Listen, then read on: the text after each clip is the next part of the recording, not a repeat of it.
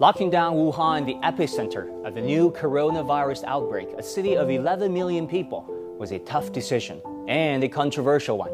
There were criticism and concerns about human rights violations. The Chinese government can lock millions of people into cities with almost no advance notice should not be considered anything other than terrifying, says this Guardian article. Yet 3 weeks into the lockdown, as grim as the situation still is in Hubei, outside the province, the number of new infections has been on the decline since February the 3rd. Now, 96% of the deaths and 80% of infections are in Hubei. Less than 1% of the infections and only 2 deaths are outside the Chinese mainland. Don't get me wrong, the worst is not over. But data shows that the coronavirus is not a global pandemic yet.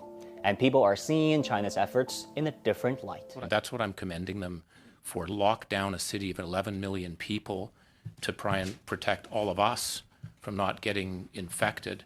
Need to be grateful at the speed with which scientists in China posted the genetic sequence and the extreme measures that are being placed in Hubei province have probably delayed the spread of this virus to other areas.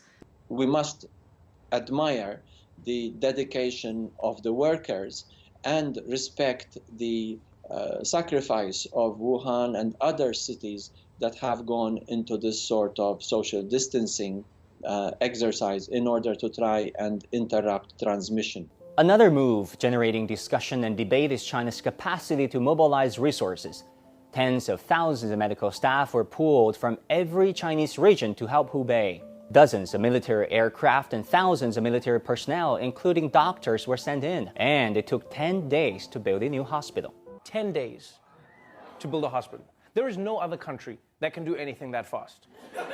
Like in America, it takes longer than that to get cable installed. At the end of the day, it is about the people.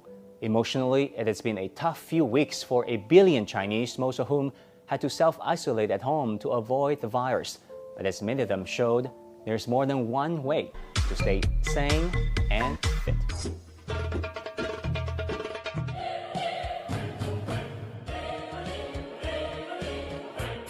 I wish I could end on this happy note, but let's not forget that as we speak, the medical staff and first responders are putting their life on the line to fight this epidemic. This doctor, while on duty, learned that her mother had passed away. She bowed to the direction of her mother's home and then went back to the ICU to treat her patients. They are the unsung heroes who deserve the most credit.